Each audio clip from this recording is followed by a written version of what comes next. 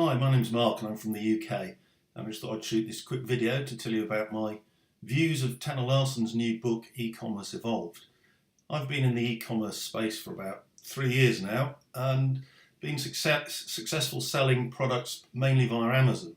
And whilst Amazon is a great channel to use, it does come with certain drawbacks, primarily the fact that you don't ever get to own your customer data, which makes it very difficult to keep in touch with your customers, sell new products, and that type of thing.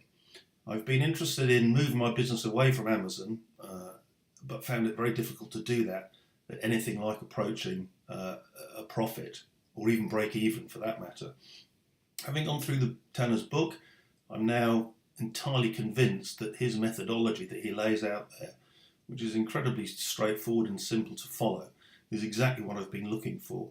I can't wait to implement it in my new business. So the other takeaway that I've got from the book is how important it is to have recurring income as a significant part of revenue. This is not something that I've currently got in my business, and again, it's something that I'm going to implement very quickly.